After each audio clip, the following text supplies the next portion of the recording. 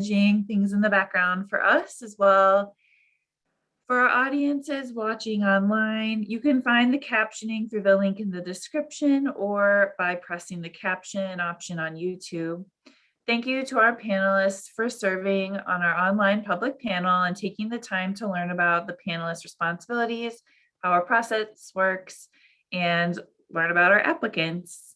And thank you to those following us on our live stream or on Twitter during our panel process this week. Cuyahoga Arts and Culture is the local public funder for arts and culture in Cuyahoga County. Our mission is to inspire and strengthen the community by investing in arts and culture. And the goal of our general operating support program is to strengthen the community with multi-year core support for arts and culture institutions of all sizes.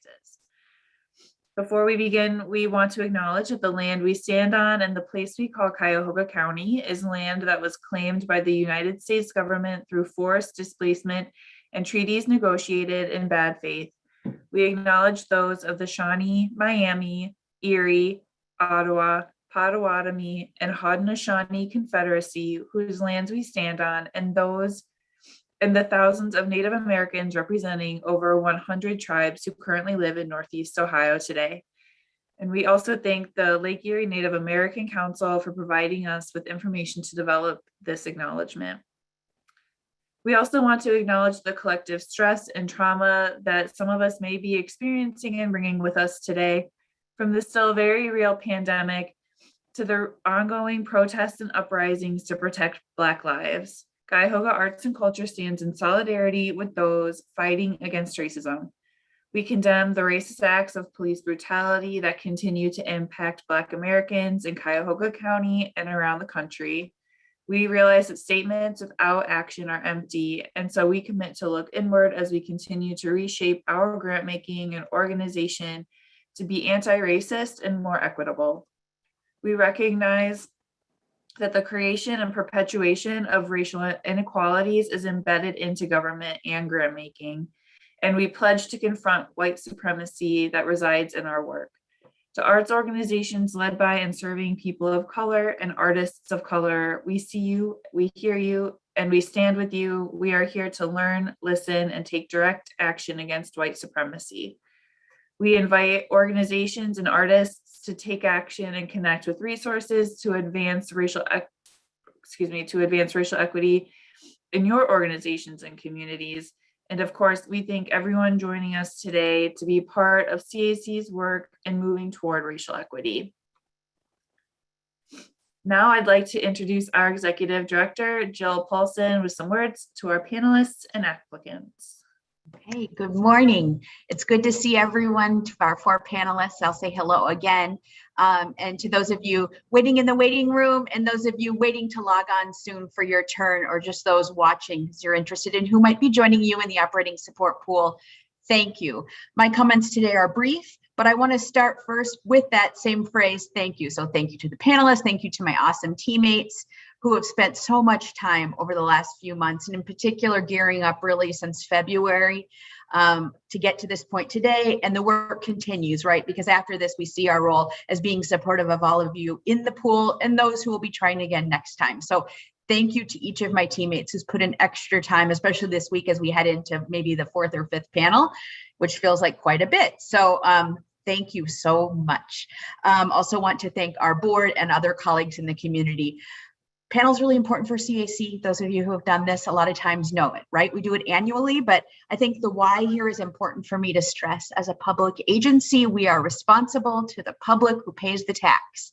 We are all public stewards and public servants of this money and in service of all of you. So I hope you hear that as the tone throughout all of our conversations today. It's also important that by live streaming this, we're being transparent just like we are with our board meetings and everything else we do.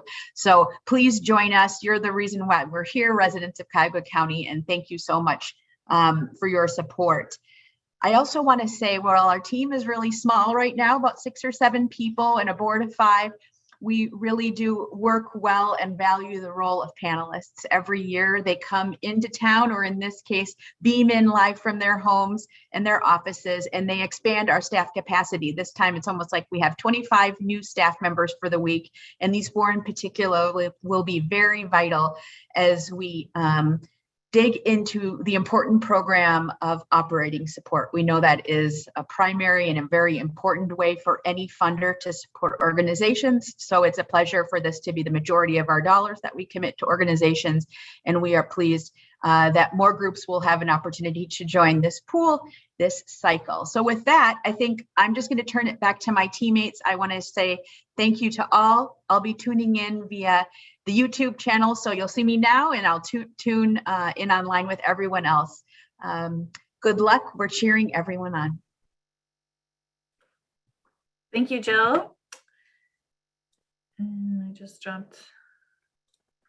Here we go. Thank you. Sorry about that. I lost my chat window where I just dropped the names of our panelists. If you could each introduce yourself, sharing your name, pronouns, where you're located, and your connection to arts and culture. Again, the list is in the chat, so if we can get started with Marcia. Hi, I'm Marcia Feston. Pronouns are she, her. I am in Chicago. My connection to the arts, I am the director of a collaborative fund called the Arts Work Fund that supports small arts and cultural organizations in the Chicago metropolitan area, and I am a practicing visual artist. Thank you. Good afternoon, I'm Jermaine Smith. My pronouns are he and they, and I am beaming in from Philadelphia, Pennsylvania, where I have been immersed in the arts and culture sector for a decade now, and helping artists find the tools and resources that they need to not only survive, but thrive. Hi, I'm LaShonda Crowstorm. I'm here in Indianapolis, Indiana. I work with Spirit in Place as the Community Engagement Director, where we use the arts, humanity, and religion as the vehicle towards societal transformation. I'm also a visual mixed media artist specializing in textiles and cast metal.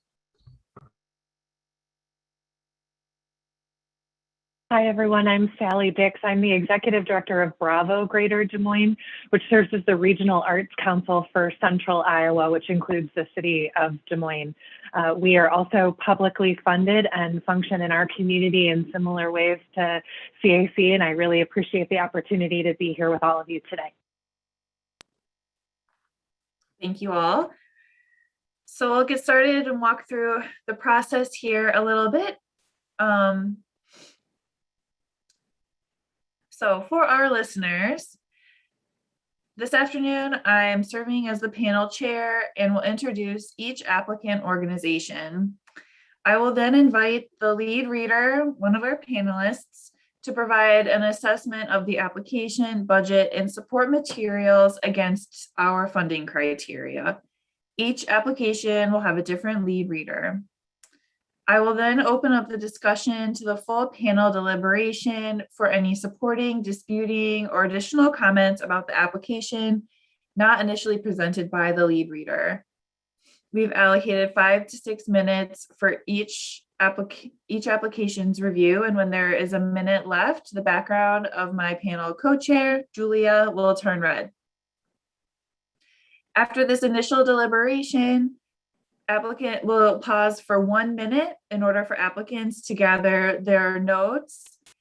And when they're ready, they'll be invited to come off mute and turn their video on, and we'll have 1 to 2 minutes to respond to any initial points made by our panelists. There will be that, following that, we will allow 3 to 4 minutes of dialogue between applicants and panelists. The co-chair will be keeping time throughout these different parts of the review, and will turn her screen red when there's 1 minute left in each portion. When the review and interactive component are complete, the applicant is asked to exit the Zoom before the next application will be reviewed. After this, panelists will submit their scores, which are then tabulated by CAC staff. To our applicants, please do not contact or address the panel in any manner during the deliberation, electronically or otherwise, outside of the process that I just reviewed. If an applicant believes that a panelist has presented incorrect information about their application, you may also submit an information correction form available on our website. The panel chair will determine whether the correction is an objective misinformation from the application itself, and if it is determined to be objective information, we'll read it into the record if this is separate from the conversation that happened while the applicant was in the room. Once panel is complete, CAC will hold an informal session for public comment on the grant program and the panel review process. Audience members are encouraged to participate in the public comment session by submitting comments via our online form or by tweeting us at ChiArtsC.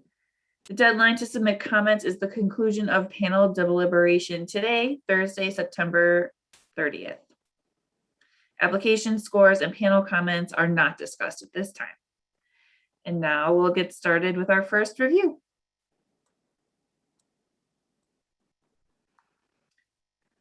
Our first applicant is Cleveland Ballet. Their mission is to present world-class dance through classic and new work to ensure classical and neoclassical ballet is accessible and relevant to audiences of all ages and backgrounds.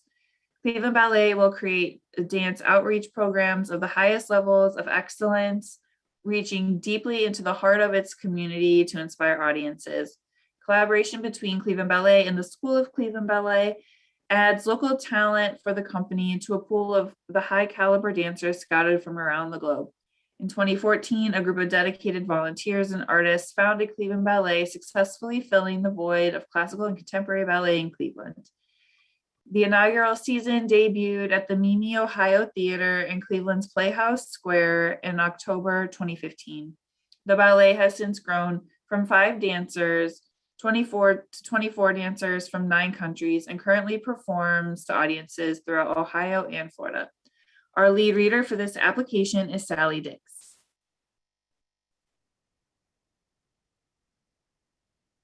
Hi. The mission was already read, and again, impressive growth from 5 dancers in 2014 to 24 dancers now. The budget for the Cleveland Ballet for this fiscal year is approximately $1.9 million, which was a notable increase. It was about $800,000 over prior year's actual budget. I assume that's a COVID-related decrease and related realignment, but would be interested to know about that. I felt there was clear artistic quality for the Cleveland Ballet, but I did score them fair for public benefit. The Cleveland Ballet defines community as all of Greater Cleveland and shared that audiences are comprised of individuals who appreciate the grace and expression of movement. And while they acknowledge that the region does have a diverse population of race and heritage, religion, income, and lifestyle, the lack of specificity about who is actually attending was concerning. In my opinion, open to all is insufficient at this point and doesn't demonstrate knowledge of community. I was also a little unclear about the call out to performances in Florida and how that fit with the broader mission and function of the ballet. The application did share that the ballet performs at a variety of venues and that they do receive feedback from audiences, which is great to inform future productions. It was again, though, unclear whether this feedback included diverse voices. And I had some concerns about primarily receiving input from current supporters, that might provide a limited range of ideas and perspectives, especially again, in the absence of clarity about who is attending or participating. Outreach to BIPOC communities by presenting in public spaces doesn't read to me as active or meaningful engagement. There were limited details about strategies developed to better engage more diverse communities, and a lack of a statement, a diversity statement or an equity statement, and limited diversity efforts that were outlined as strategies was somewhat concerning in this realm. I also struggled with their comment that tickets were priced reasonably. In my opinion, that's extremely subjective, and ticket price is really only one measure of whether a person feels welcome attending and participating. I also looked at their budget, and an average ticket price of $63 is not reasonable to many people, and so would just challenge them to reconsider and realign that definition. I did also score them fair on artistic and cultural vibrancy. While there were clearly some strong collaborations with the opera, the garden, the science center, those were listed. Again, I'm challenged that just doing ballet in a public place does not make it accessible to all. It takes more than a venue to truly authentically welcome people into the art form and to the organization. They do appear to be doing good work in the schools to help cultivate future dancers, but there wasn't a lot of detail about that program. So I'd love to learn more about that and how that ties to broader mission. And I was interested in reading about the summer residence program, but did not understand that as an example for building cultural understanding or inspiring community to think differently. I wonder if the alignment of the answer to the question was just a little bit off there. I was also concerned that the Great Lakes Cultural Dance Festival is scheduled for 2023. I know that takes a huge amount of planning to get to, but I didn't see any thoughts or detail about planning for events that will be happening in the meantime. So was concerned that we were waiting until 2023 to meaningfully engage. On organizational capacity, I did score them fair as well. I felt they had a good balance of earned and contributed revenue, which is great.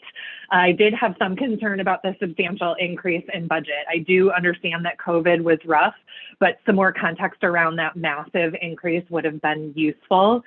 And the statement that they made, active recruitment of more BIPOC individuals is underway, but difficult due to the low numbers of qualified candidates. It didn't appear to me that the Cleveland Ballet had enough relationships with BIPOC communities to make that statement. And it appears as if they are relying solely on existing board and more traditional outreach methods for recruiting dancers. Again, I'm not sure that's adequate anymore, and I'm afraid that's going to continue yielding the same insufficient results that they have seen. So overall, my take on this application was that decisions appear to be made by the ballet and for the ballet. It was just a little unclear to me how the community is authentically engaged in this organization. While inclusivity is clearly stated as an objective, it was unclear to me what the path forward was and the authenticity of the effort. I just didn't feel that this applicant provided adequate evidence that they meet the criteria for funding at this point. Thank you, Sally. Just a point to note that the School of Cleveland Ballet is technically a separate 501c3 nonprofit organization. So just a note there. Are there any new or different comments from Marcia or Jermaine? I guess I'm echoing Sally's read of the proposals. It would have helped if the ballet had more directly discussed the work on stage and how it reflected the diversity of the community they want to serve, and how the dancers reflected the diversity of the community. And I know that for a lot of organizations, this is a journey of change. So sometimes putting in a trend pattern can also be helpful. I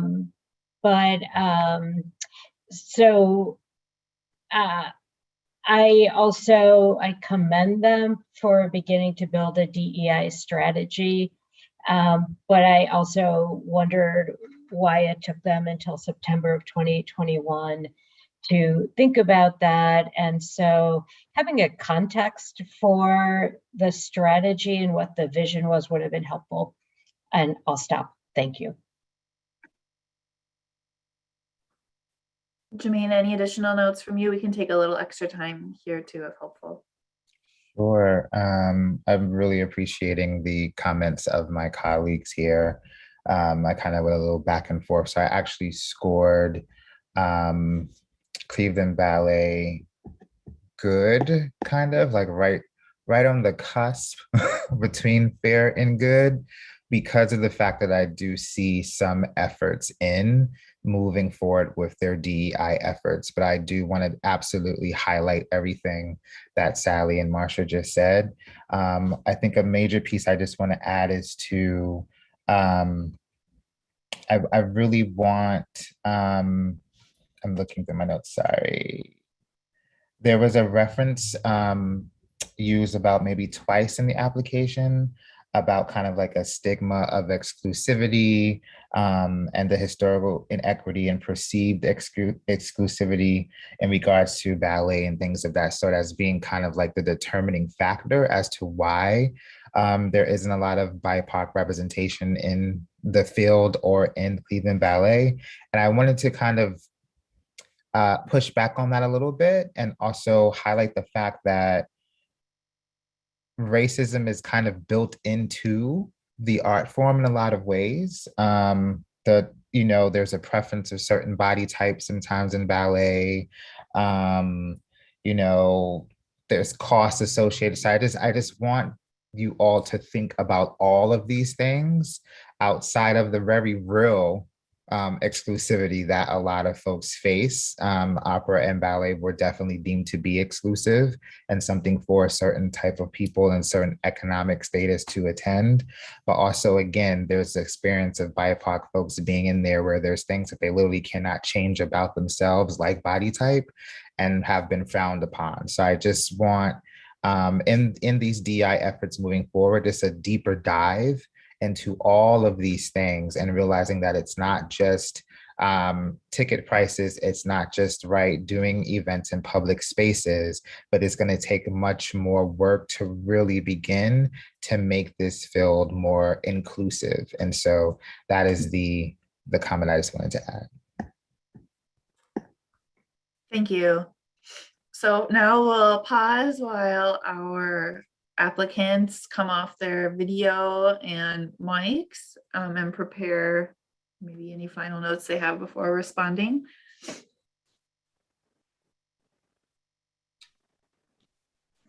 Good afternoon. Hi, Laura. Will Michael be joining you or? No. Okay. All right. No, he's whenever you're watching. ready. He's just not joining me. Okay. I signed in on his account, so. Good afternoon, everyone. Thank you so much for being on the panel. And I must say, I can definitely appreciate the comments that you gave. I do have a prepared statement, if I could. Cleveland Ballet is a culturally diverse company. Currently, we employ 28 dancers from 10 different countries, 8 administrative employees from 5 different countries, and 18 board members, of which 11% are minority origin. Cleveland Ballet has created a diversity, equity, and inclusion board task force.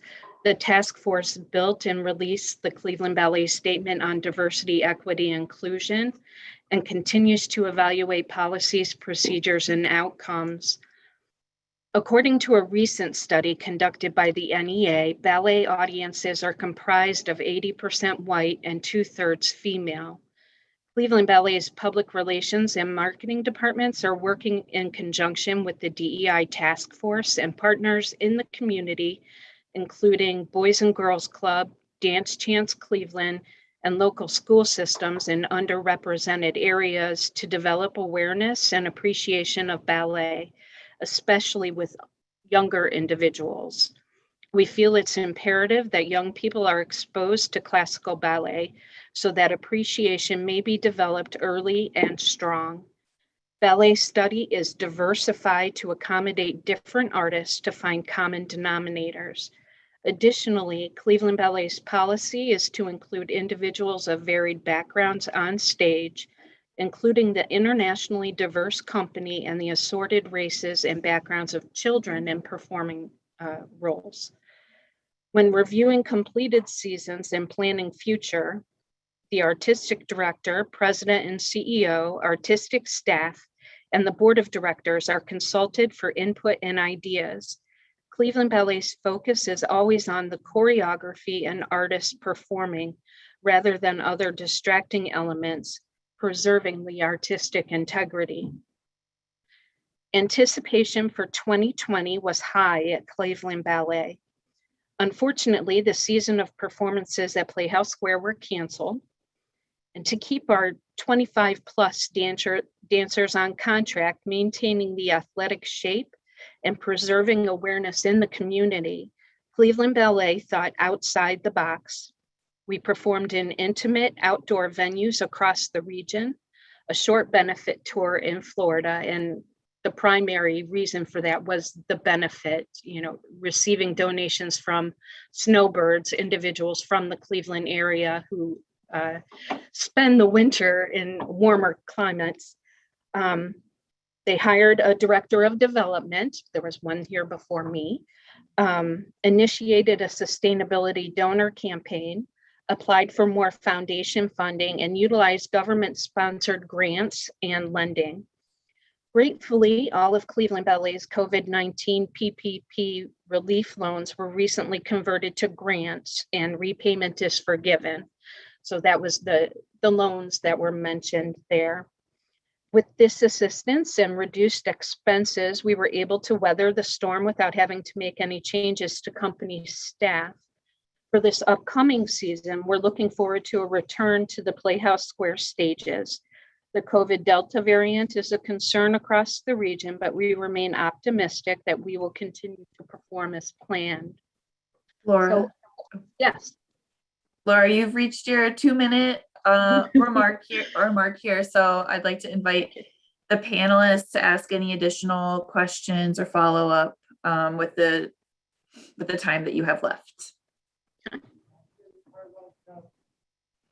Panelists, do you have any additional questions or areas that you'd like Laura to focus her comments on with her remaining time?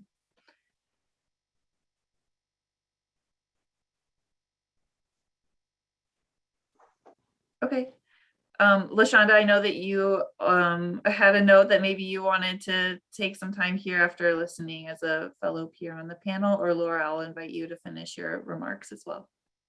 I was just going to encourage you to, as you do your DEI journey, to also make that an anti-racist journey, which is a little bit different than DEI.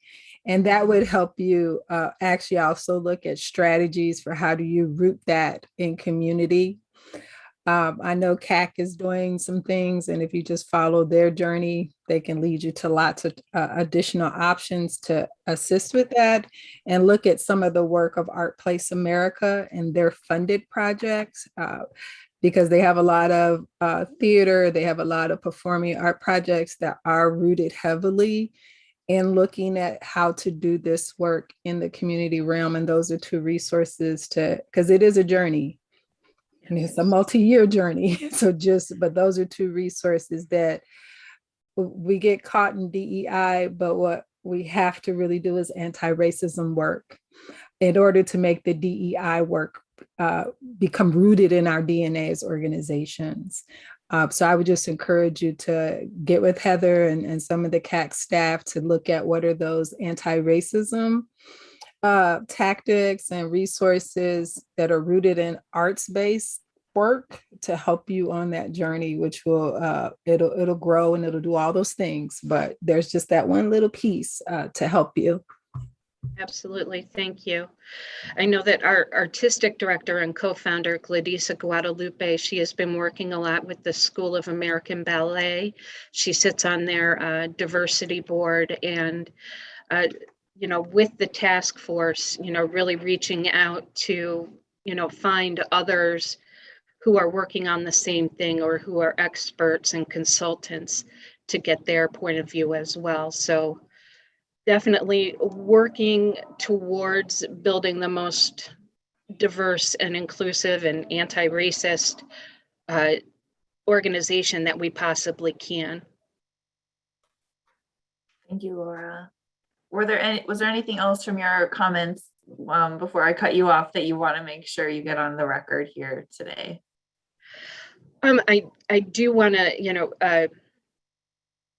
talk about the budget difference, and I know that was something that Sally had mentioned. Yeah, I mean, it is a difference between, COVID and not being able to perform and then planning for performances on stage again. And we have accommodated to a bigger stage, a bigger theater for the Nutcracker, which is the most popular. And so, looking at our expenses and, moving into that, covering that. So, absolutely got my job cut out for me, working a lot with Heather and Julia on finding new streams of revenue. Thank you. Thank you. Can I say something really quickly? Sorry.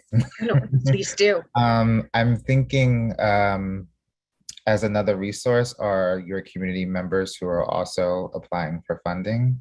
There are a lot of dance-focused organizations and projects happening, a lot of them led by BIPOC folks that you can possibly talk to about their experience in the dance world, because I think that's where you will get a lot of your real deal information and needs from there. And I would say in doing so, they'll possibly be prepared to add a little bit of something to your budget for compensation, because it is very much emotional labor to rehash some of those experiences. And people are taking the time to share them, so that's just another idea as you're going through this journey of DEI and anti-racism, is to really see what the experience has been of folks who have tried to enter into the field and maybe took themselves out of it because of the different things that they experience due to their race and things associated with that. I will for sure. Thank you. Thanks, everyone. Thank you, Laura. You can go ahead and sign off here, and our panelists can go ahead and submit their scores as we prepare for our next application review for Cleveland Classical Guitar Society. And they are invited into the room here as their review begins. The mission of the Cleveland Classical Guitar Society is to teach by creating life-changing experiences for Cleveland kids, inspire by presenting the world's greatest performers, and connect by providing meaningful connections between people.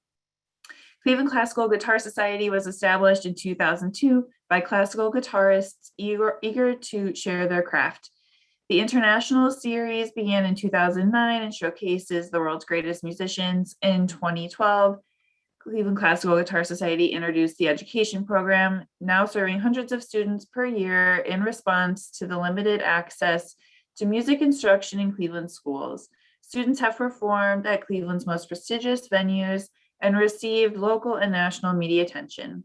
The lead reader for this application is Marcia Feston. Hi, good morning, afternoon. I rated this organization as exceptional in terms of public benefit. I thought that the proposal was thoughtful, described thoughtful programming on every level and in inclusive ways to include many type of people, from including jazz and blues and hip hop and rock and other styles with their work in their education program, to the new partnerships they've developed with El Comité Mexicano and the guest composer program. I really appreciated that they had a hypothesis of change that clearly lays out where the organization seeks to go in terms of equity. And it was in the context of classical guitar music. I would encourage you to go beyond thinking about free as a way to encourage more people into the sector and really think about also internally, how does the institution present to people coming in, and where is it on its own journey. But in general, I appreciated the work that's been done. In terms of arts and culture vibrancy, I also gave this proposal an exceptional. It has shown leadership through the Beyond Ferguson piece. It championed and had students perform. And I was also really impressed with the Creative Fusion project. In terms of organizational capacity, I gave the organization a strong. Given the size of the organization, it seemed to be operating well and has impressive cash reserves.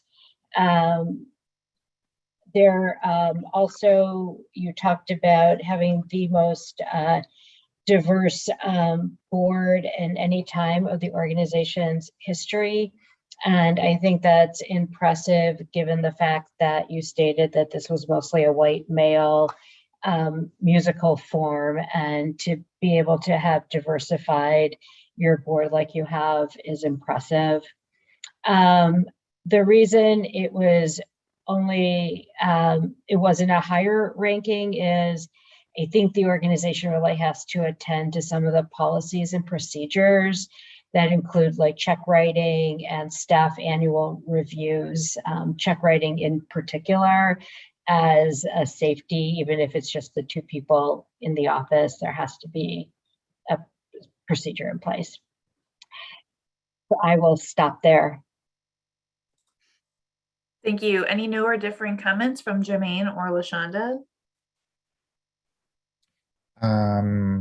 I also rated the application exceptional in public benefit and arts and culture, and actually organizational capacity as well. Although I agree with everything that Marsha just said. I really love the fact that it is clear that you listen to your community, and how the intention and the thought that went into making sure that the Composers in Residence program is speaking to the feedback that you received from your community. I just thought it was just so well done. I was honestly impressed by that. I also love the fact that you have a research project and a hypothesis to test, emphasis on test. I love that. And I'm honestly excited for the results. I hope I'm able to see them whenever they're ready. And yeah, just the level of detail in the application, the level of transparency surrounding your efforts, even, you know, the situation that is going on with Rodrigo. Like, I just really appreciated this application, and just again, the apparent intention and thoughtfulness that is going into ensuring that your participants are heard and that their feedback is thoroughly incorporated into your offerings. Just job well done.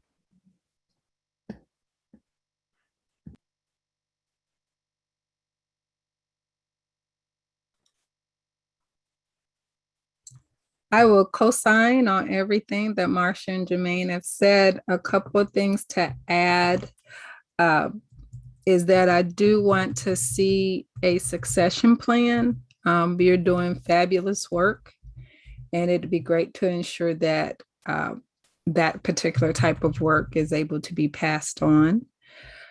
I would say, let me get to my notes. You're all over the place. Okay. That you say that there's not a board approved diversity and inclusion policy. And I really wanted to know what was soon. Does that mean within the year? Does that mean like you're working on it as we speak, that you're just waiting for COVID to end, but just really being clear about when is that soon? Because that is work that is like mission critical for all arts organizations to attend to. And that as you start to kind of work on some of the organizational things that Marsha points out, as well as Jermaine, that you also look at how to ensure that training around DEI and anti-racism and things are part of the internal structure, especially because we're dealing with an art form that is primarily dominated by white males, but it looks like from the videos that I saw that you're working with populations that aren't necessarily reflective of that. So the ability to be able to work between both worlds and code switch and be culturally responsive, not just listening to this is community feedback, but actually being able to understand how that art form also continues to support the community's transformation and growth around race and dealing with some of the things that are happening in our society, that rooting it in your the DNA of your organization becomes also how your policies and things start to get reflected. And for those who come after, who are not necessarily going to be there for 50 years, but ensuring that that type of work is rooted in the DNA as you start to develop out some of these policies and in the training that you do. Thank you. I loved all the, I'm a junkie for looking at all of the attachments, and I loved every last one of them. I just love them. And I would definitely be keeping track, because if it's online, I can be there, but I love the work. Thank you. Thank you. We'll take a moment here for our applicant to gather their notes and themselves. And whenever you're ready to come off mute and turn your video on and offer your response for 1 to 2 minutes.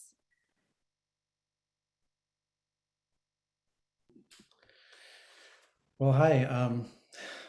Thanks so much. I'm a little overwhelmed, actually. I was expecting a little more negative feedback, and I just appreciate everything that was said. Some of those things I was going to say, so I don't have a whole lot to say, but wanted to share that in the application we talked about the visa for Rodrigo. He got that, which is an O1, which is very difficult to get.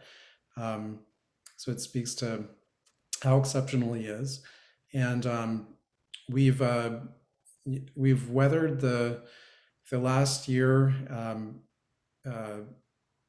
better than I really could have expected. We moved everything completely online. We had no classes or lessons or events in person for a year and a half. Didn't meet in person with staff or board or anything. We stayed very safe, and I'm pleased to say that our events were really popular. One of them's reached 125,000 views now on 6 continents, and our students have been engaged in that. And now, as we're starting our in-person concerts again and our in-person classes again, we're continuing our remote lessons through Guitar at Home Academy, which removes barriers for students who don't have options where they live, so we can reach them all around the city of Cleveland. And thanks for the feedback on.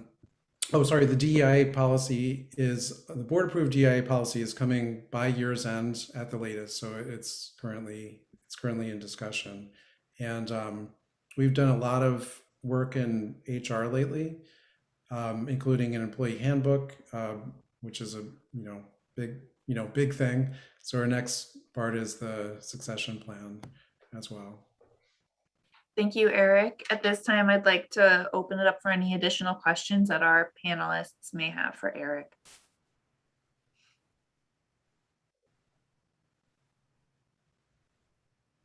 And if there are none, then Eric, we thank you for your time and additional thoughts here. And panelists can go ahead and submit their scores. And Eric, you're welcome. Thank you for joining us, and you're welcome to sign off here.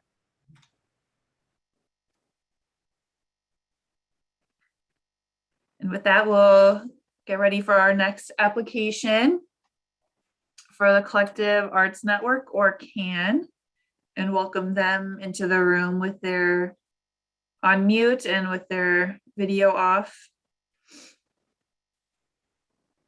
Thank you for joining us, and you're welcome to sign up.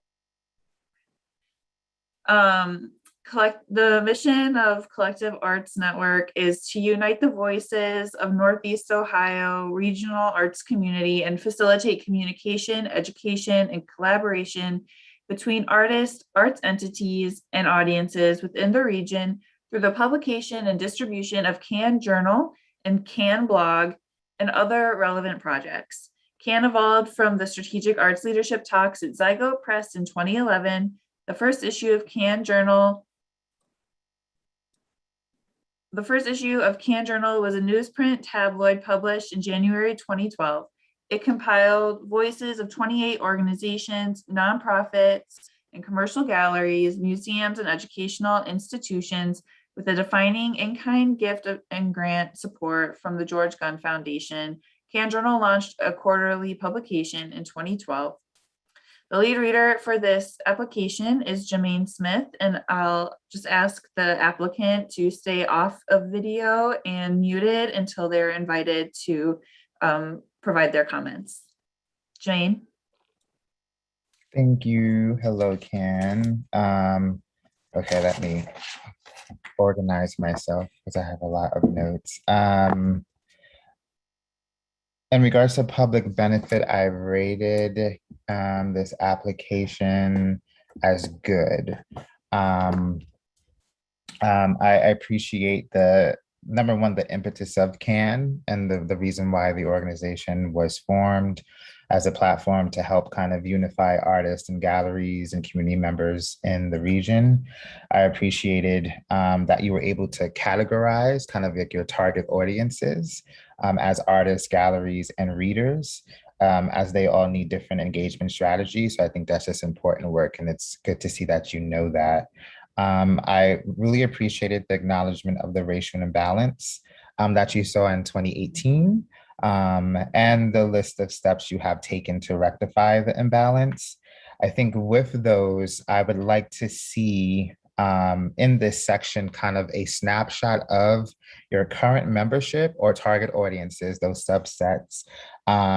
Give us some demographics and then some information on whether you have seen an increase or what the increase has been of BIPOC representation in your membership. I think this would have been a great place to put that in there. Just given, again, the steps that you outlined. In regard to the steps, though, in question 1, in regards to how you initially described them, I would just ask you to look at the language that you use. To me, it kind of felt, a little kind of like there was this implied ownership of CAN, if I could say that. So it almost felt like we're letting people of color into our space. And I just want you to look at the language of that, because reading it can be a little off-putting. At least that was something that came up for me.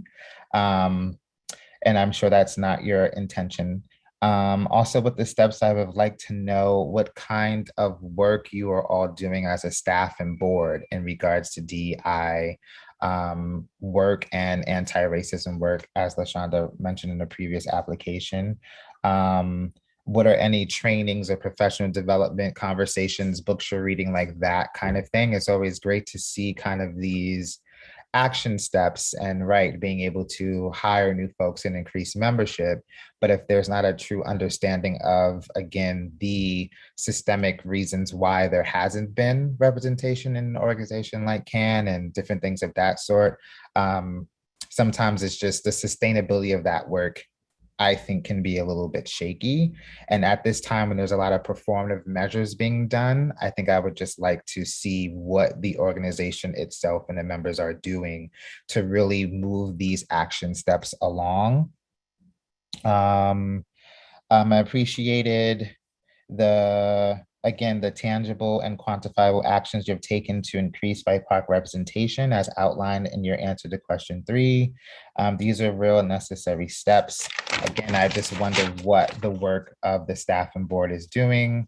I appreciate the steps you have taken towards accessibility, such as the print journal, events, and things of that sort being free, you subsidizing membership for BIPOC orgs, and holding events throughout the city in different neighborhoods.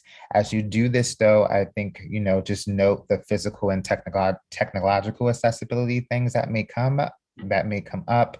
Are events reachable by public transportation? Are the venues ADA compliant? Different things of that sort as you're really thinking about accessibility. For artistic and cultural vibrancy, also rated you as good.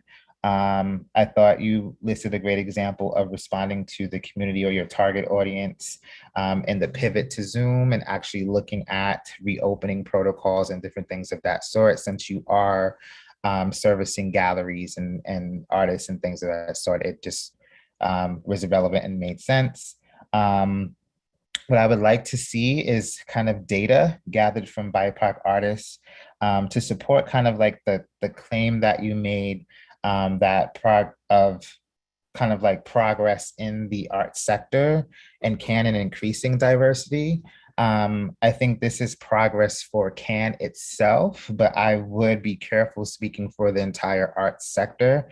That is a lot of work and there's a lot of things to consider when you're talking about increasing diversity, equity, inclusion into an entire sector. So I would encourage you to kind of focus on CAN, right now. And again, dive into what this means for the board and staff and CAN, and let whatever work you're doing ripple out into the sector, but don't take on that responsibility or think about that too much.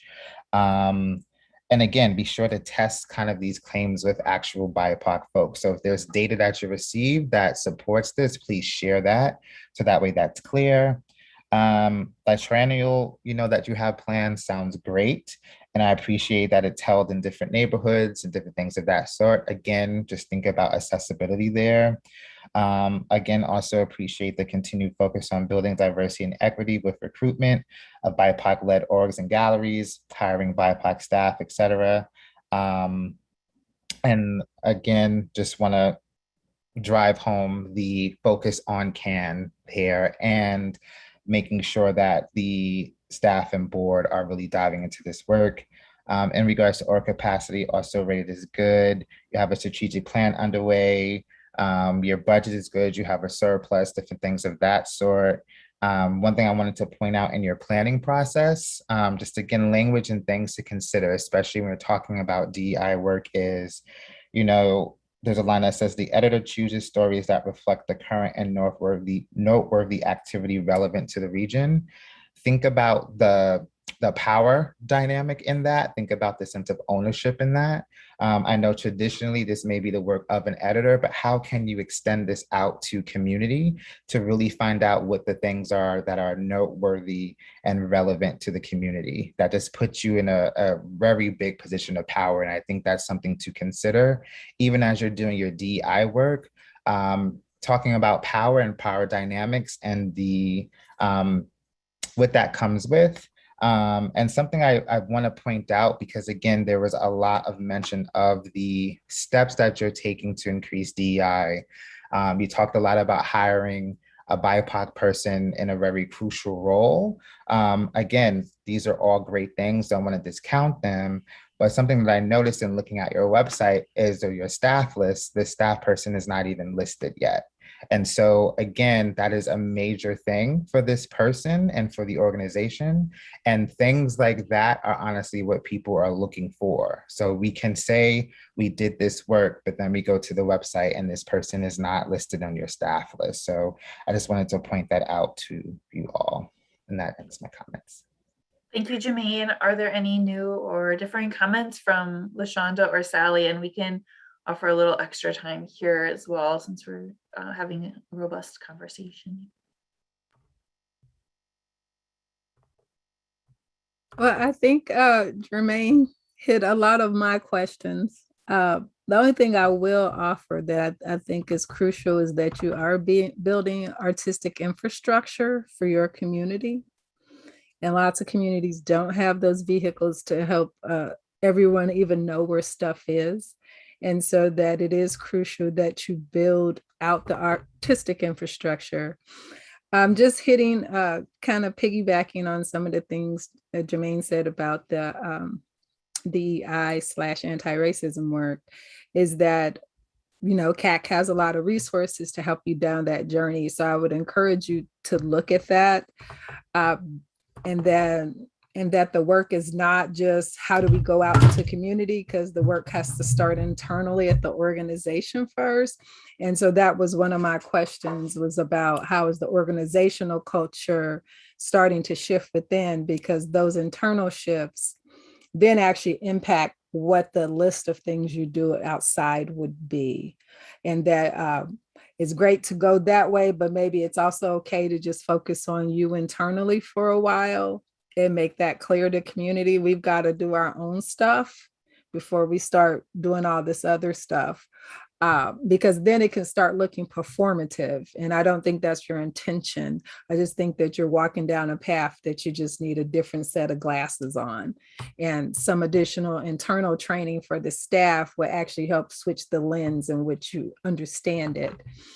I will say, because this is my own pet peeve, with everyone, is to just make sure you get that succession plan in place, because as you build this infrastructure, it is infrastructure like every place. We need roads, and this is a particular type of road that the art community needs for your community.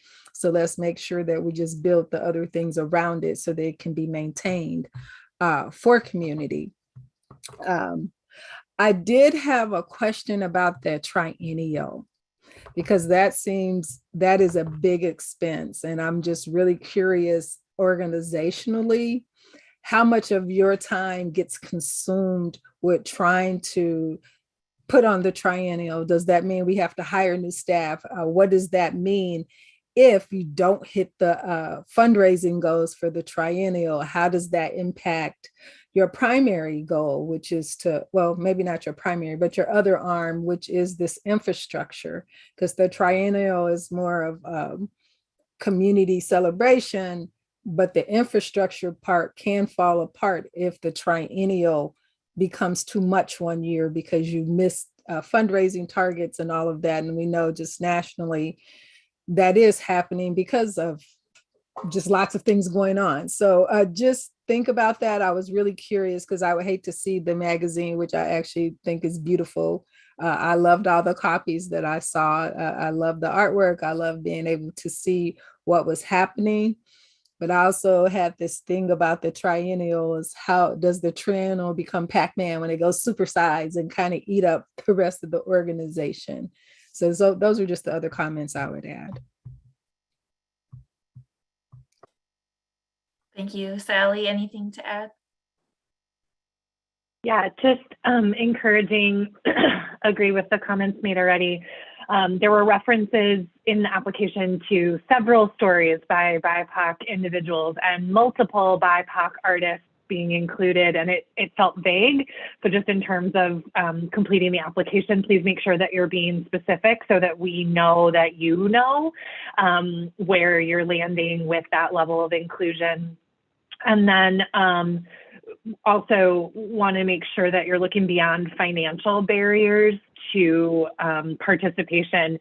That was brought up a couple of times, talking about subsidizing participation, which absolutely reduces that financial barrier. But it also sort of assumes that's the only reason people are not participating in your organization. And I just want to make sure that you're looking beyond the potential financial barrier. But impressive cash reserves and exciting plans ahead. Thanks for the work that you're doing. Thank you. At this time, we'll take a pause while our applicant gathers their notes and is invited off of mute and to turn their video on and offer your response. So whenever you're ready, feel free to join us here, and you'll have 2 minutes for your response. And once you have a minute left, Julia's background will turn red as a reminder of the timing.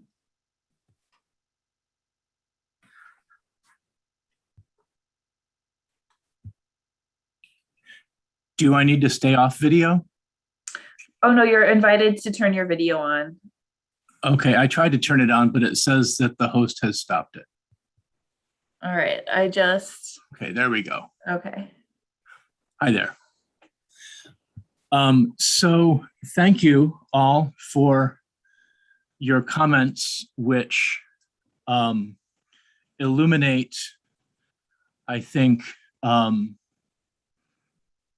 some key challenges that we have taken up in earnest. LaShonda, I particularly appreciate the word infrastructure and the way that that relates to some things that Jermaine said. As you read, this project was conceived to give voice to galleries by galleries. And when that happened, the galleries in town were more than overwhelmingly run, owned, operated by white folks. And so when we made that note in 2018 that we looked across our membership and that's what we saw, there's a significant degree to which we reflect a reality that has been baked over, truly centuries, which I know you know. And so absolutely, Jermaine, we can't take it up on behalf of the sector. Our work is to work internally and also to reach out to be as inclusive and learn more about who and what organizations are there that could be participating. And absolutely true that finance, we're learning, is not the only barrier. I did get from CAC some of the questions that you asked. I'm going to take off my glasses so that I can actually read some of my notes. You'd asked about what additional steps have been taken to address organizational issues so that equity becomes rooted in our DNA. This is the first and a key point of our strategic plan. One strategy being to create a committee, a diversity, equity, and inclusion committee, which includes board members, staff members, writers, and people who are not in those groups to help us learn on all fronts what we need to. In other words, when we have the opportunity to hire to help us make connections, when we can learn about new galleries that are organized or that we just don't know of to help us make those connections, to point us toward artists and so on. Michael, you've reached your 2 minutes here. So I do just want to ask the panelists if there is anything in particular that they would like you to focus these final comments on before we have a couple more minutes here. So otherwise, you're welcome to go ahead and continue. Yeah, please steer me if you like. Please proceed then, Michael. I just wanted to make sure that any pressing issues were being addressed here. You bet. So membership of BIPOC owned operated galleries grew from 0 in 2018 to 12 of 107 in 2021, which is significant improvement to us. And in any given typical issue of the magazine, about 30 organizations will contribute stories. And that went from 0 in 2018, 0 of 30, to 7 in 30, kind of typically for the last year or so. We distribute primarily, you asked if we distribute in underrepresented neighborhoods. We primarily distribute along commercial corridors and in arts districts, which by complicated, not coincidence, often are in impoverished, underrepresented neighborhoods, because that's where artists have found cheap space for their venues. So we do distribute actively in for example, North Collinwood is a good example of that in Cleveland. Let's see, someone asked about the interviewing that we did for our strategic plan. Of 19 in-depth interviews, 8 were with people of color, Black or Indigenous people of color. We will gather feedback from the presentation of our strategic plan, which is next week. We'll gather that via a board of directors email box. We'll invite people to respond to us. And regarding the financial impact and the challenge of the triennial, we just did the first of those in 2018, and the budget for that evolved with our fundraising success. And so this currently is the second time that we've done that, produced the event, I mean. And we've done so, we've budgeted a low and a medium and a high level of expense, which will certainly adjust as fundraising goes on. This iteration of the triennial, of course, was complicated by the arrival of the pandemic. We were initially scheduled for this year, 21. We had to postpone to 22. But of course, the same thing has had significant impact on everybody's ability to raise money for the arts. And so we're just constantly adjusting this time.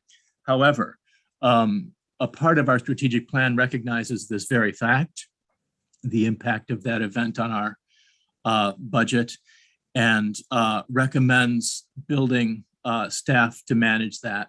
So we currently have a contracted person as triennial manager, but going forward, we intend to work out how that becomes more sustainable.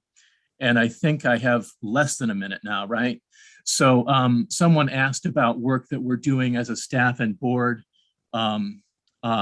regarding diversity, equity, and inclusion and learning ourselves. Our staff and maybe half of our board have attended groundwater training presented here by CAC. One session that dealt specifically with African-American people, and also staff attended a similar presentation, and I'm not going to remember the proper name of it, but which dealt with double racism that is faced by Latinx people, which we attended over the summer in July. So I think that, in my personal opinion, the work is done by meeting people and by personal interaction with people to make connections that help overcome whatever measure of resistance there may be, whatever uncertainty, whatever unfamiliarity, whatever feeling of exclusion. I think that that's remedied by personal interaction, and we attempt to do that by presenting our issue launch events, half of them in galleries owned and operated by people of color, which brings a very typically white audience into those spaces and also helps connect the audience and artists and staffs of those organizations with the truly overwhelmingly white audience that is the history, let's say, of Thank Canada. you, Michael. Thank you, Michael. We're at time here. So if there's nothing else from our panelists, you can go ahead and submit your scores. And Michael, thank you for joining us and offering your additional comments and insights here. You are welcome to leave the Zoom room and continue following on YouTube if you'd like. And we'll now also, oh, sorry. Thank you, Michael. And we'll take a break here. Just about 10 minutes, we'll reconvene to go through our last two applications for Dunham Tavern Museum and Brook. I'm sorry, will be reviewed prior to that. So we'll reconvene in 10 minutes.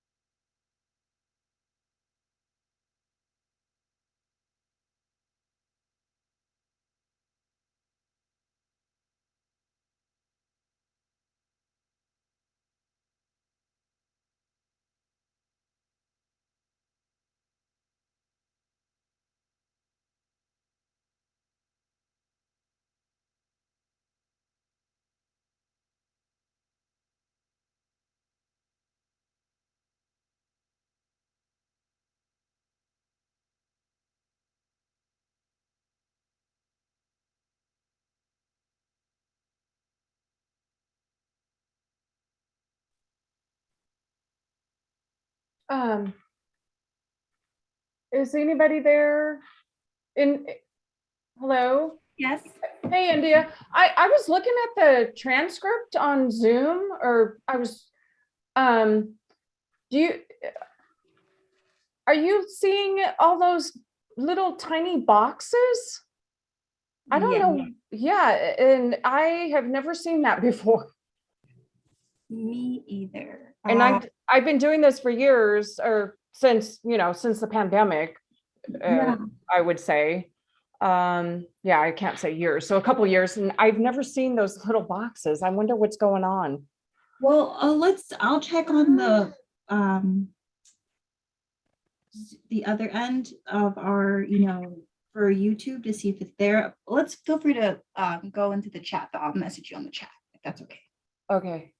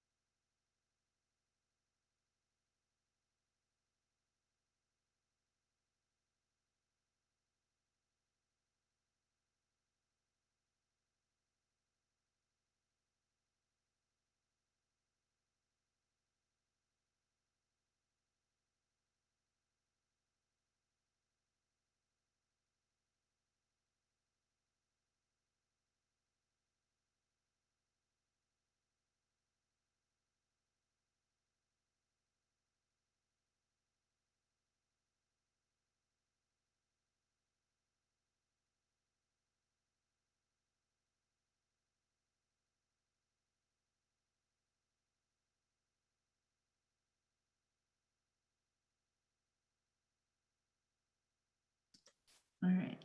Hello and welcome back. Great. Okay. We'll just get started. We're on our last two reviews of this afternoon, and we'll get started here with Brook Watershed Partnership, inviting them into the room.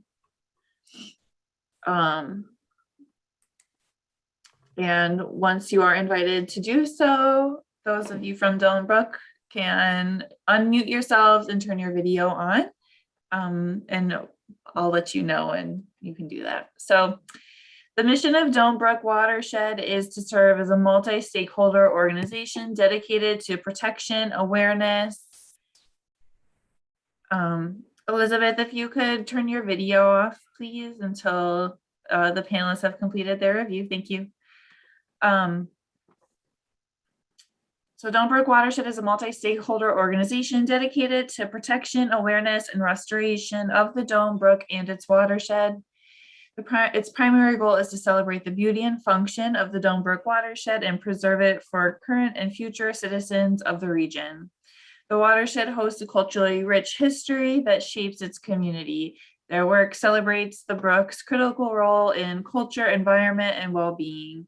Their work imbues people with a sense of place, connects them to local hydrology and history, teaches skills and stewardship. Leadership consists of representatives of Cleveland, Cleveland Heights, Shaker Heights, Holden Forests and Gardens, Cleveland Museum of Natural History, Nature Center at Shaker Lakes, University Circle Inc., and the general public.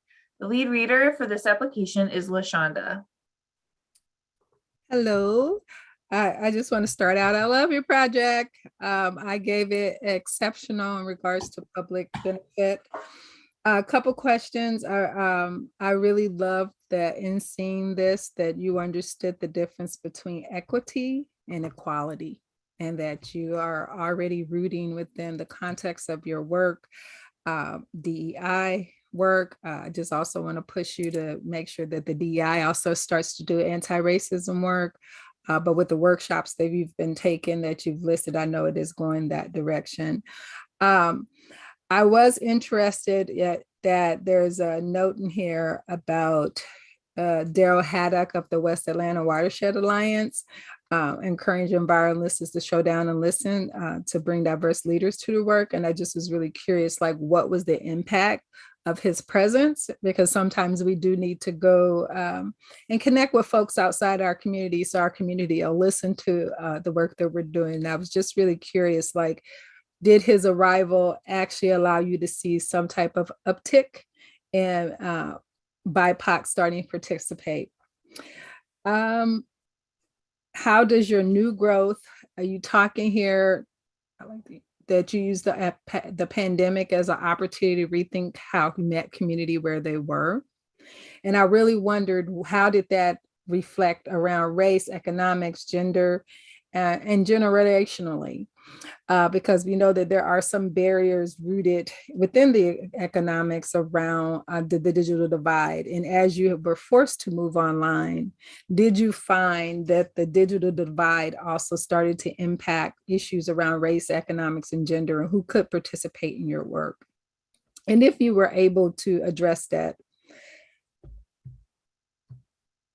And I wanted to just kind of encourage you, as you continue to move forward with your equity goals, that you look for groups outside of the environmental movement that might have new strategies and approaches towards your implementation around education and environmental justice. Sometimes other industries have figured it out, and it's really good to just kind of come out the silo and then bring it back in.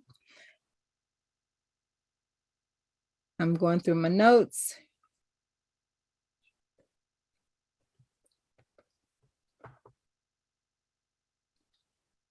And then I was really curious, have you started to, as you try to grow your audience and diversity and geography, have you started to connect with those outdoor and affinity and mission adjacent groups that do focus around specific racial, ethnic, and cultural groups? And I'm specifically thinking about Outdoor Afro, which has one mission only, and that is to get Black and Brown folks out into nature and reconnected to nature.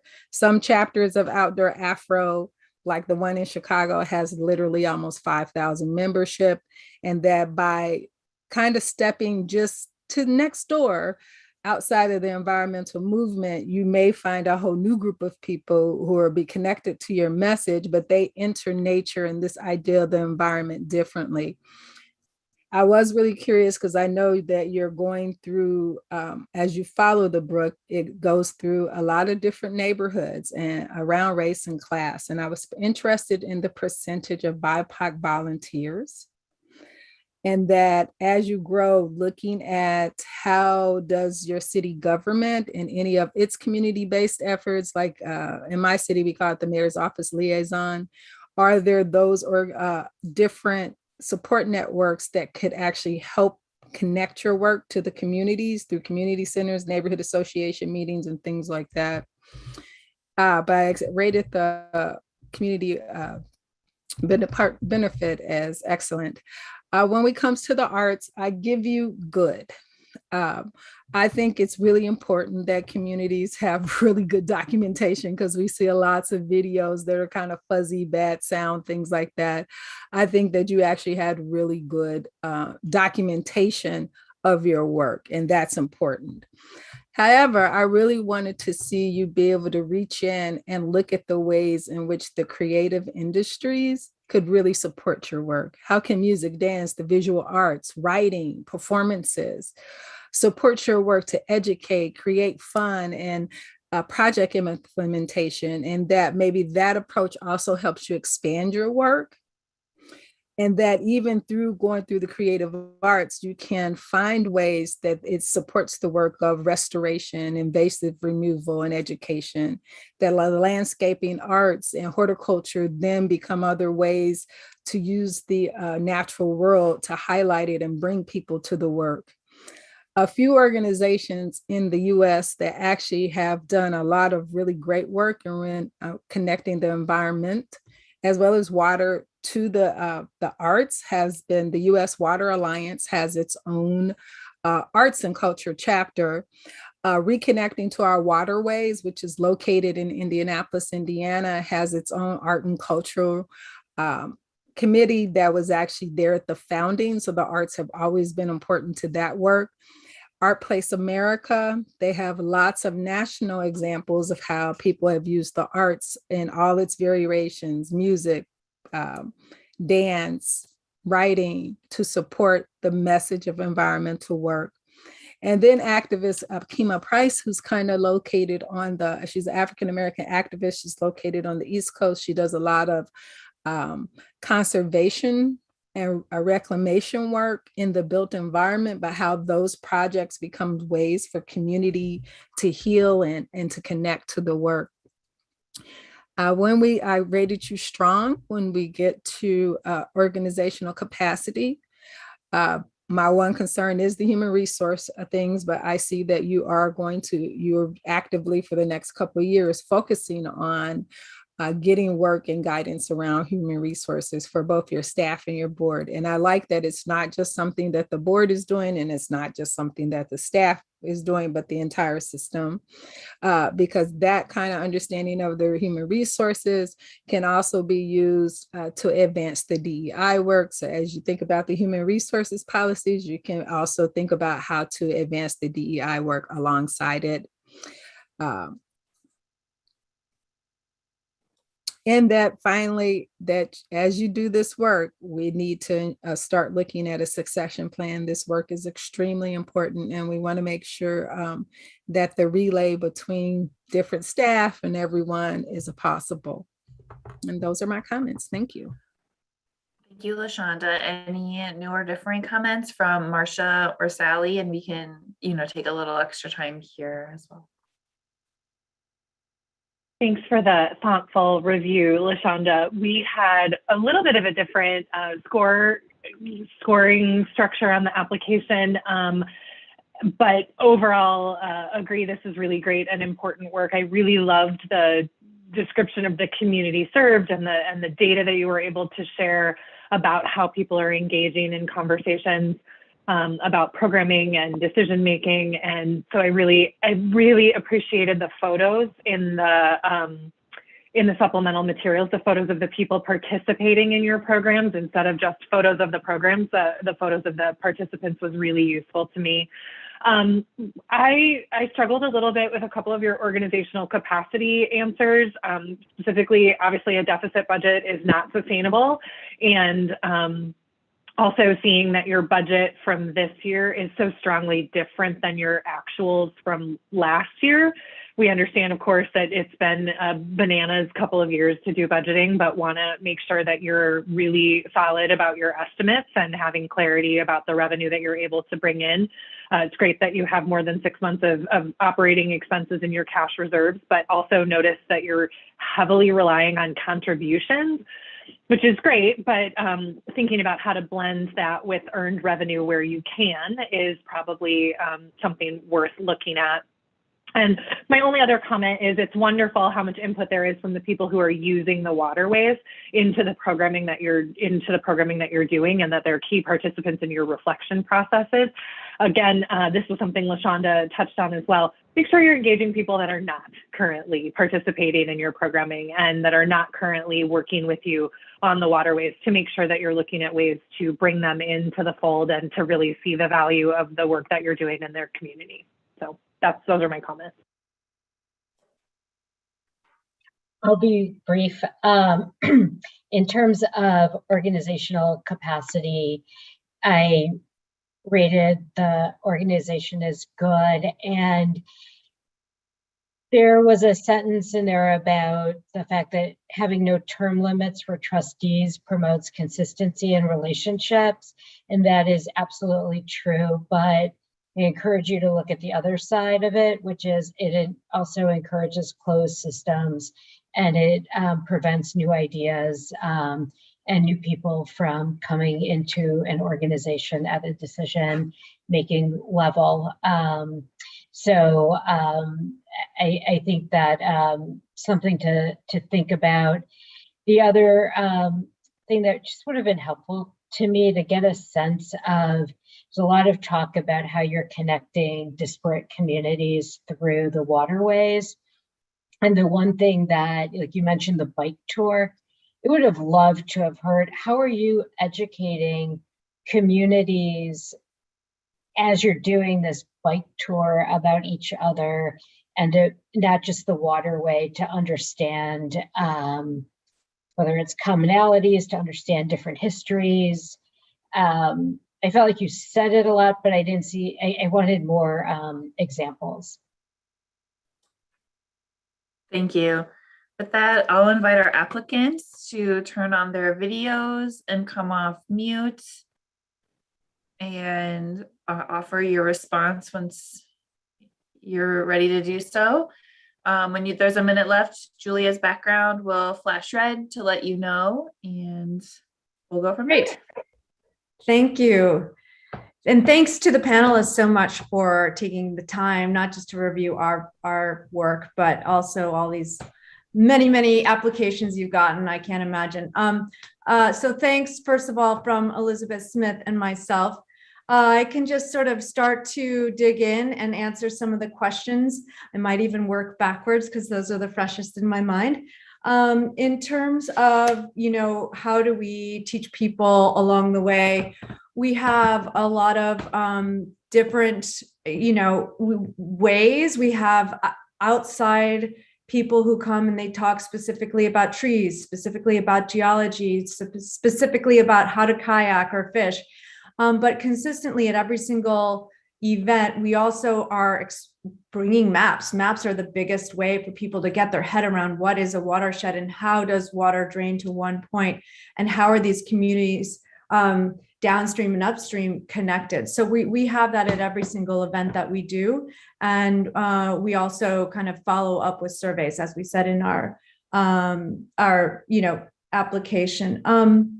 And then in terms of the deficit budget, we actually kind of did that on purpose because we have more than a half a year of reserves, and we don't want to look like we're hoarding money from our funders. And so we actually have been intentionally, because we have been in the black every single year, by the end of the year, we've never had a deficit.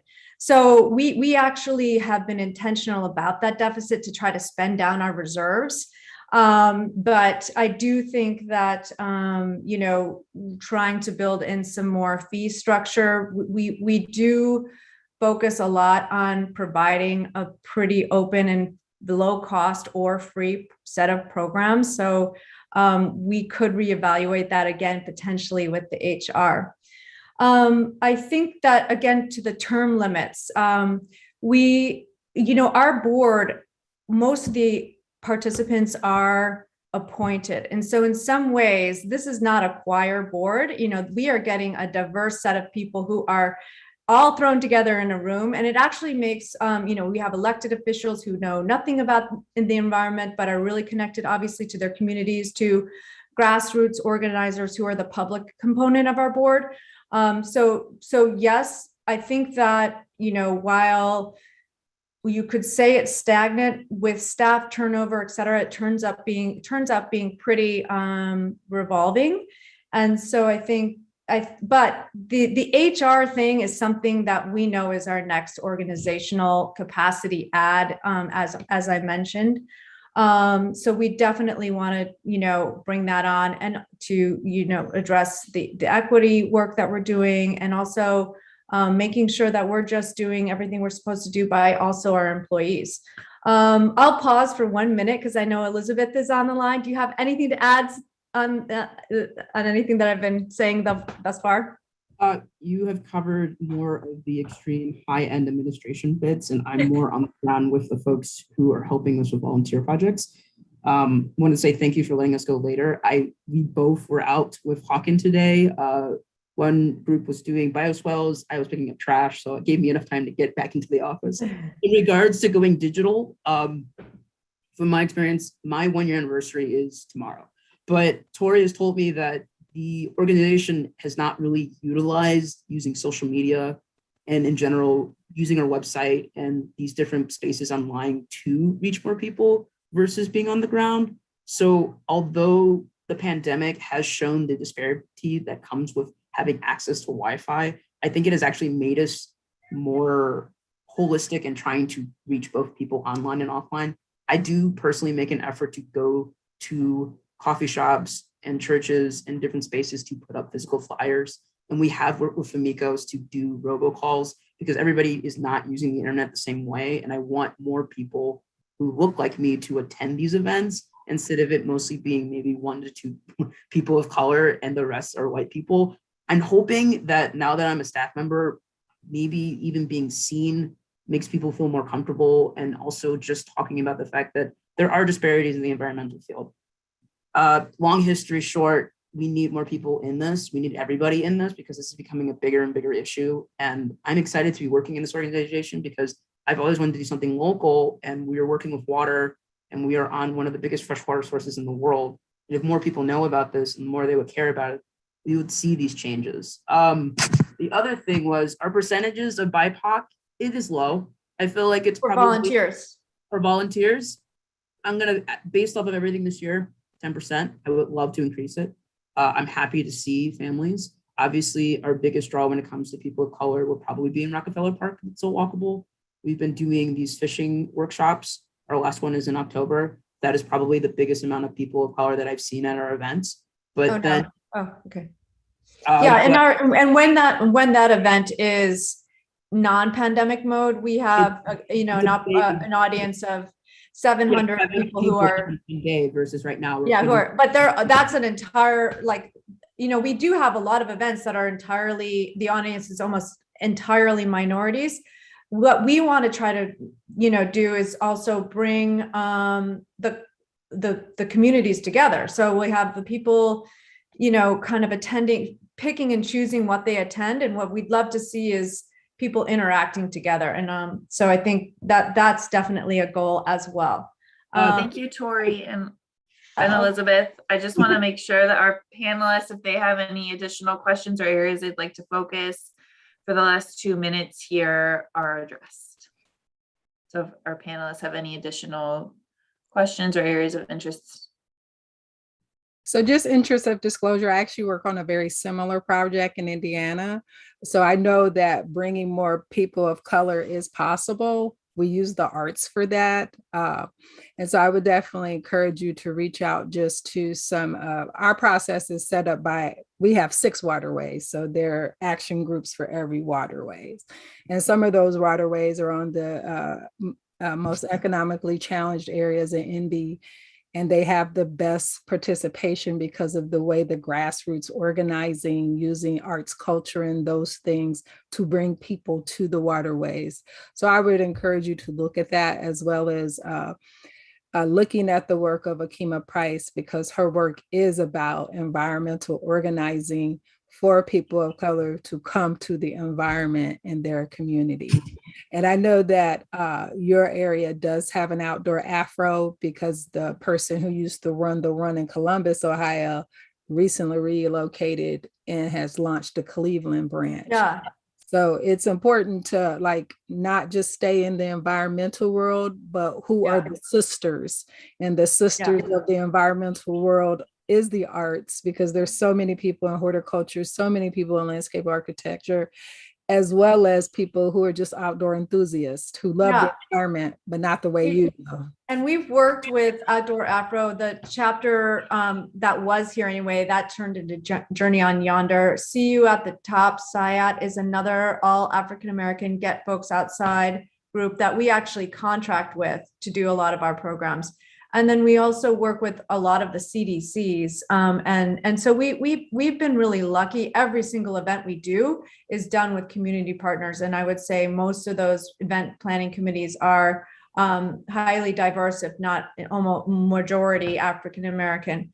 But I think that one thing that I know Elizabeth and I are so excited about this possibility of getting operating is to take a breath and actually have some time to strategize about not just pulling off the programs we always do for our CAC Wonderful Project Grant that we've been doing for many years, but to actually, have some time to take a breath and strategize where these other, research what you're saying. In fact, I'd love to find a way to circle back with LaShonda and get I was writing down a lot of the things you were saying, but I would love to get that list again. Thank you. That's the end of your time here. Okay. So thank you so much. If there's nothing else from our panelists, you can go ahead and submit your scores. And Elizabeth and Tori, thank you for joining us today. You're welcome to sign off and continue listening on our live stream. Thank you, everyone. And with that, we'll invite our next applicant, Dunham Tavern, into the Zoom. Our next and final applicant into the Zoom here. Dunham Tavern Museum.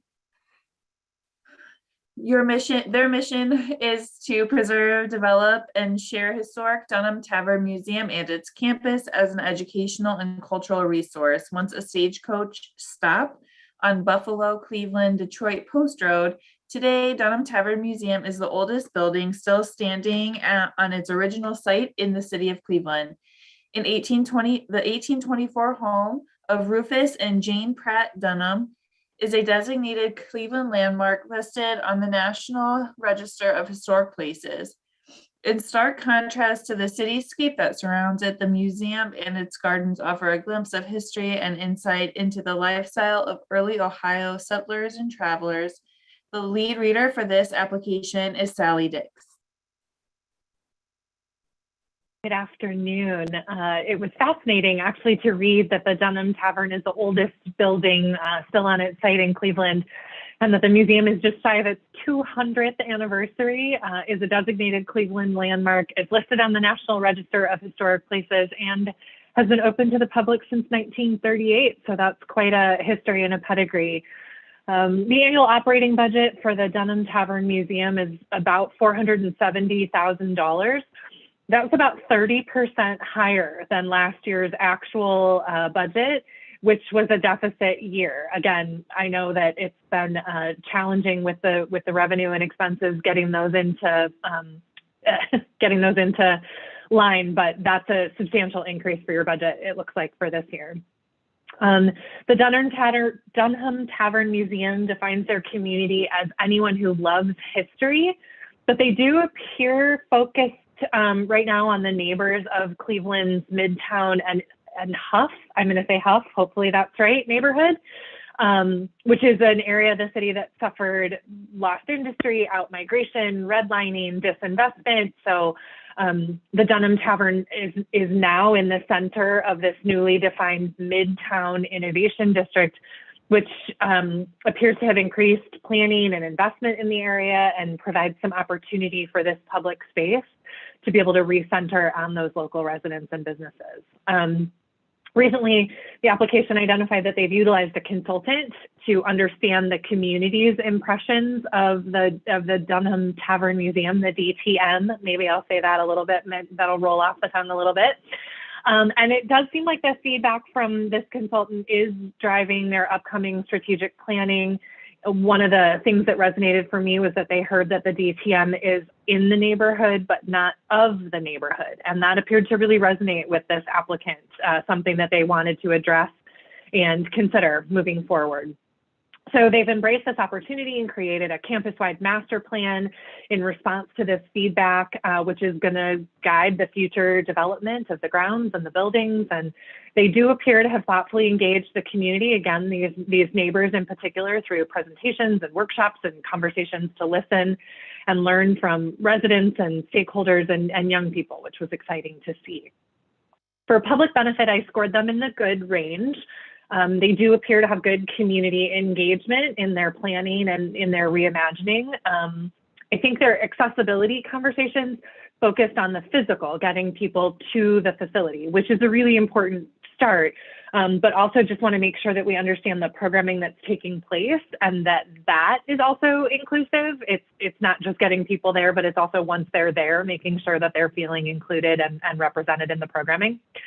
I do think the organization seems poised to continue connecting with local neighbors, but I also appreciated the transparency and the awareness that they're not there yet, that they don't have all the relationships that they need. I felt like that was thoughtful acknowledgement and demonstrates continued action, but also future opportunity. I also scored them in the good range for artistic and cultural vibrancy. It does feel like they're making adjustments to programming to be more welcoming and to expand the use of their facilities. I like that they're reading about best practices and reaching out to peers for insight instead of trying to solve everything sitting at your own table. I really appreciated the community reaching out and the ongoing learning.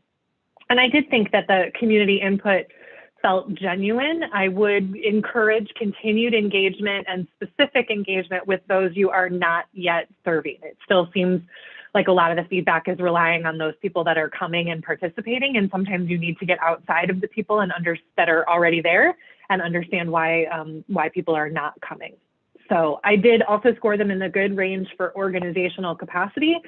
The budget appears a little aspirational to me, especially just considering that substantial deficit from the previous year. I do understand it's really exciting, the additional funds from the land sale and the nod to long-term management of that.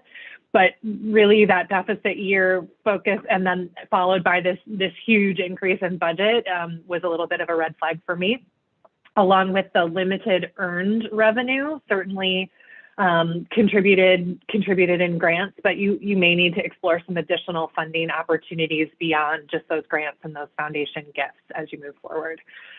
Overall, I felt like this organization was working towards a new era and really committed to increasing relevancy to their neighborhood. I did feel like there was less clarity on the strategies that are going to be used to achieve some of those goals that are outlined in the master plan, but I did feel that this organization provided sufficient criteria to meet funding. Thank you, Sally. Any new or different comments from Marcia or Jermaine? And we can offer a little extra time here as well. I'll just say that my review kind of mirrored Sally's for the most part. And partially, I think that this organization is on an exciting path, like a thrilling path, right? And one of the things I'll say is that, there's a lot of talk about like, there might be some internal anti-racism work that needs to go on before heading straight out into a community that has seen you as not of them. And I would take my time. It appears from what was written that there's been a long history of a BIPOC community feeling excluded. But other than that, I scored the organization solidly as good and also deserving of funding. Jermaine, anything to add? I also scored the organization good in all three categories. I think one of the things that I think I would have liked to have seen or suggest, and again, as part of the DEI journey, is really diving in also to just the history of settlement and colonialism. I saw like it in the master plan that there was, images of like indigenous settlement and then, things like that. But I think part of this work is to really also acknowledge that history and include that more into the plans for moving forward. I know it may seem overwhelming because of the work that you are doing in regards to the immediate community there, but I think this is very much part of the history of DTM, and I suggest it be included in that you pull in some folks from the Indigenous community to lend towards this effort, and to see how even the future plans you have for kind of expansion on the land, again, include just Indigenous voices in that. So that was the only additional comment I needed to make. Thank you, Jermaine. With that, we'll invite the applicant to turn their video on and come off mute as they gather their own notes. And whenever you're ready, you're welcome to respond to the panelists here. When you have 1 minute left, Julia's background will flash red. And welcome. Thank you. Thank you all for your comments. I really appreciate it. It's hard to go last. So I feel like I've also benefited from hearing you speak with the other applicants. First of all, with the budget, this was a bit of an anomaly year.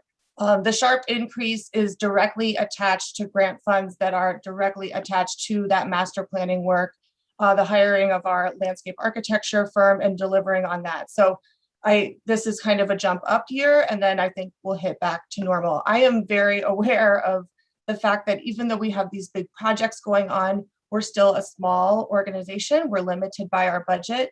That mentality has been my mentality even through these exciting and big gets. So we know that we still have to grow our individual donor base. We need to still rely on our rental income from renting out our barn. And so part of what's making me hopeful about, from a budget standpoint, is with this increased visibility because of, all of the district development and working on our master plan, is that we need to grow our friends base. We need to have more people in attendance at events that turn into members, that turn into donors. And so it's something I have to be more patient than I would like to about, but I feel like I will get to watch that happen. And that's even starting now. I also appreciated hearing about the need to carefully approach the community that we've been so disconnected from a long time. There's a lot about being a staff of one that's really difficult, but something I've been able to leverage is I can create personal relationships. And so I'm not just coming at them as this, monolith Dunham Tavern Museum, it's Lauren. And so I've really worked to establish relationships with residents nearby. Then we go back and forth. And then I've had residents that come to us and say, can we host a Juneteenth celebration? Yes, you can. Can we have the community barbecue during the mural festival? Yes, you can. We just did that in August and it was wonderful. So I'm now able to build on those relationships that are starting.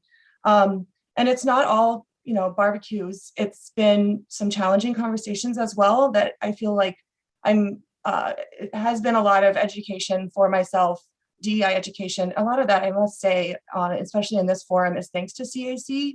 who funds that kind of stuff and gets us connected with those resources. Because I've had meetings where we've heard our community say, great, you want to make Dunham a place that's welcome and open to everyone. Well, it looks beautiful what you're designing, but unless there's some emotional reconciliation and some perceptual barriers taken down, then however beautiful it is doesn't matter. And so we've really taken that to heart. I think we can take it to even a more direct response of all the specialty gardens that we're planning to go along our heritage trail. One of those, we want to relate to neighborhood history. So we don't want to just be telling the story of one white family on this piece of land 200 years ago. But what about the history of our surrounding community? Sure, we all think of the kind of challenging and difficult history of the Huff Uprising, but there's also a rich cultural legacy here. Leo's Casino was a legendary nightclub just down the road, and it's a huge part of the historic preservation for this place. So, and residents are really they're very enthusiastic about preservation, which is really encouraging for us. So I see yeah, go ahead. Thank you. Nope. Yep. This is just where we want to check in with our panelists and make sure if there are any questions based on those comments or areas of focus for your remaining time, that those are out on the table. So panelists, were there any additional questions, or if not, we can just again invite Lauren to continue with her comments. I was just going to say, so in addition to neighborhood history as one of the many specialty gardens, we're also thinking of planning with the community a reconciliation garden that can be kind of a symbolic joining of the organization with its surrounding community and a project that we build together. Same with the community farm pavilion. We're going to be grouping our productive landscape, the orchard, and our farm with some kind of proposed new structure. And again, that's something we want to build and design collaboratively with the community. And I also just want to note that we do plan on involving the Lake Erie Native American Council with any kind of didactics, specialty garden, or historic programming on the land as relates to Indigenous peoples. Because we also want to tell the story of what was here before the Dunhams arrived. Like, there's a much longer timeline. And what's unique about Dunham is, sure, we're the oldest building on the original site in Cleveland, which I don't really love. Hyperbolics for historic house museums, it doesn't really seem necessary. But for us, that place part is something that matters, because we've been this steadfast witness for over 200 years in the same place. So what kind of stories can we tell about the way this place has changed, and how we can envision it in the future? Thank you. Any additional questions from our panelists before submitting final scores? LaShonda, yes. I just want to point out the reconciliation also has to happen with the Native community there. And as we do race work, as you continue that journey, just because of what has happened in the United States, it oftentimes it becomes black and white real quick. And it's not to say that that's like, we don't have this system of racial hierarchy, white on top, black on bottom. But that when we think about those notions of reconciliation and things like that, that there's other groups, because we're all living on Native land, and they should always be a part of that. And I would even encourage you to reconsider that word reconciliation, because the root word of reconciliation is reconcile, which is almost like a balance sheet, as if sometime there was a point when it was all good and it wasn't. And so even those types of languages, as you talk about it and move into the garden, become ways to just help even the community reconsider what does it mean for us to be here in that 200-year history. But we can talk about how to repair and build something new together. So those are just the two things. Thank you. To think about. Thank you, LaShonda. If there are no other questions or comments at this time, panelists can go ahead and submit their scores. And Lauren, thank you for joining us today for your response. We will do a short wrap up, and you're welcome to continue to follow us on the live stream for that.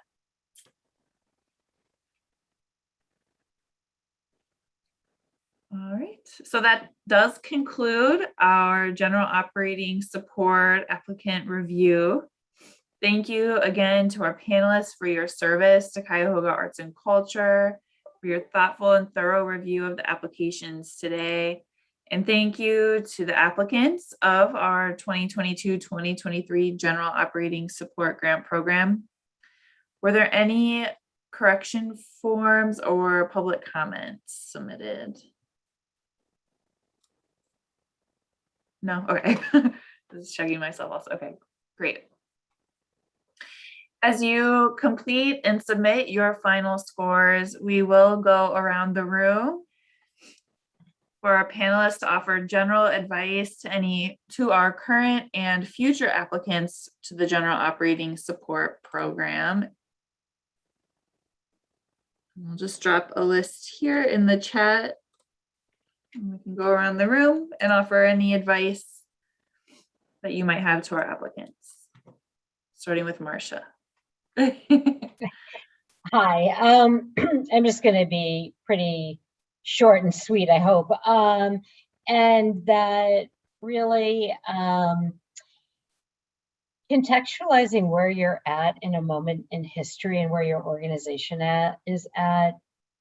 is critical for an outside reader to understand where you're headed when we read a proposal for new work. And so I encourage people to really contextualize who they are and why they're doing some of the things that they're proposing to do. And I'm done.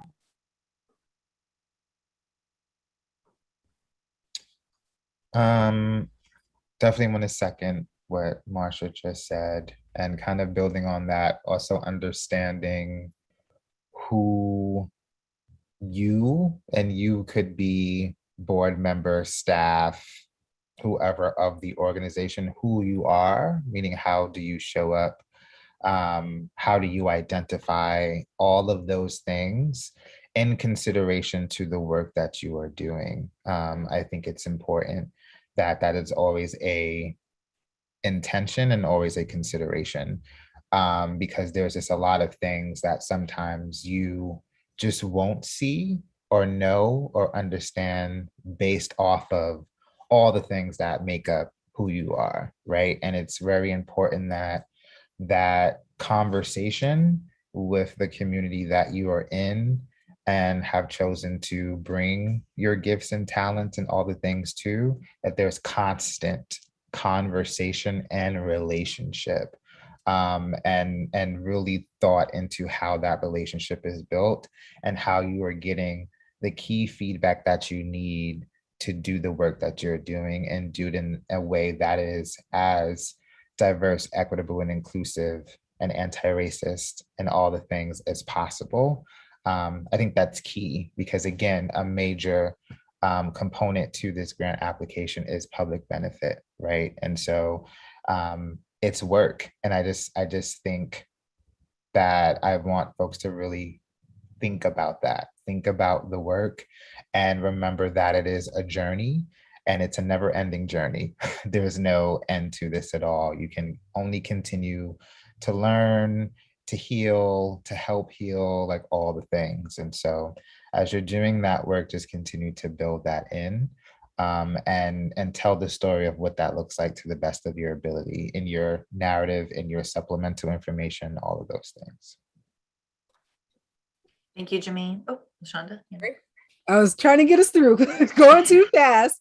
I will co-sign on everything Marsha and Jermaine has said. I would just add that be very clear about what you're doing at this point and back it up with your supplementals. So if you're talking about we sing and we have all this diversity, I want to see the supplementals showing me that. I don't want you to say we're like a dancing organization and I'm seeing posters. I actually want to see the art form in practice, because this is an arts grant. I would like, because DEI work, and which is different from anti-racism work, and learning the difference between the two is important.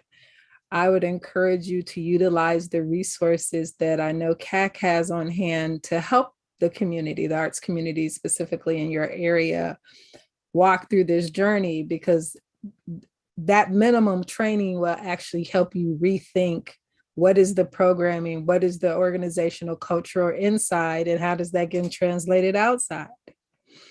And with that being said, it's also okay to just be you.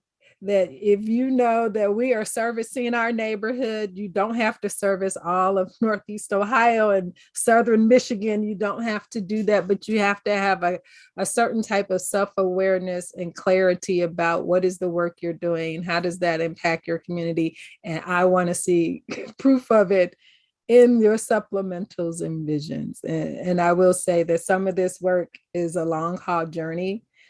Always be honest about where you are in the journey. If you're in the beginning, I view you differently than if you're like, we've been doing this for 10 years and I have a totally different expectation about what I expect you to be able to showcase to me how things have changed.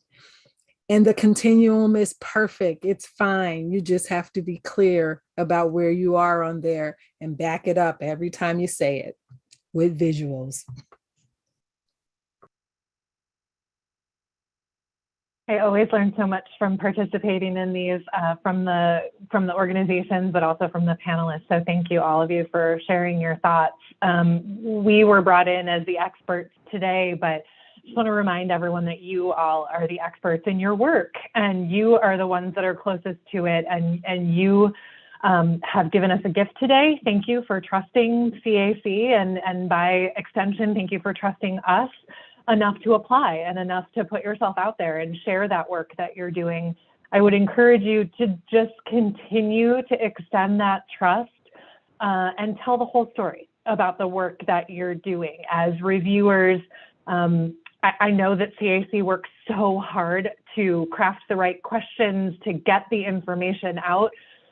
Just trust them enough to answer authentically and make sure that you're telling the whole story and are being thoughtful in your responses, because that comes through to us as reviewers and to the community that you're trying to serve. If you are not demonstrating awareness of all the parts, the things that you're doing really well, but also the things where you have room to grow, we hear that, and it is challenging at that point to have confidence in the future of the organization. So continue to leverage that trust and continue to believe that CAC has your best interests in mind and at heart. And thank you again for the chance to work with all of you today. Thank you all for that thoughtful advice, and again for your thoughtful reviews throughout this afternoon and throughout our panel this week. With that, we'll sign off the live stream here and take care.